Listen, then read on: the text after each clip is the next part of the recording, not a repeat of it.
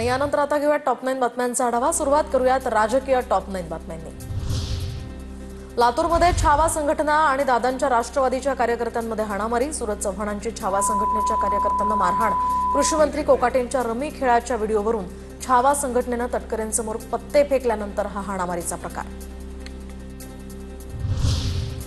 लातूर मारहाण प्रकरणानंतर सूरज चव्हाणांची दिलगिरी। तर मारहाण करणारे सूरज चव्हाण मारहाण झालेल्या घाटगे पाटलांची भेट घेणार। लवकरच घाटगे पाटलांची भेट घेऊन गैरसमज दूर करणार। सूरज चव्हाणांची प्रतिक्रिया। तर असंवैधानिक शब्द वापरले म्हणून वाद झाला। चव्हाणांची माहिती। छावा आणि इतर पक्ष संघटनेतील कार्यकर्त्यांकडून आज लातूर बंदची हाक। तर छावा संघटनेच्या कार्यकर्त्यांवर झालेल्या मारहाणीनंतर भूमिका। जखमी विजयकुमार घाटगे पाटील लातूरच्या खासगी रुग्णालयात।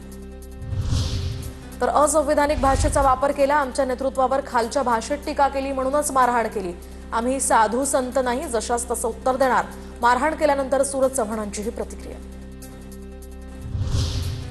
तर लातूरमधील मारहाण प्रकरणानंतर सुनील तटकरेंचे पुढील दौरे रद्द। सूरज चव्हाणांनी छावा संघटनेच्या पदाधिकाऱ्यांना मारहाण केल्यानंतर तटकरेंचे दौरे रद्द। दरम्यान तटकरे लातूरहून तात्काळ मुंबईला रवाना होणार असल्याची माहिती। लातूरमध्ये छावाच्या कार्यकर्त्यांनी अजित पवारांचे बॅनर फाडले। सूरज चव्हाणांनी मारहाण केल्यानंतर छावाचे कार्यकर्ते संतापले।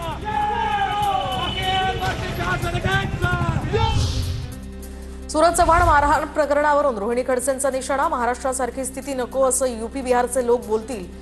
टॉम डिक हॅरी यांच्या कृपेमुळेच आता राज्यामध्ये सर्व घडतंय, रोहिणी खडसेंचा निशाणा।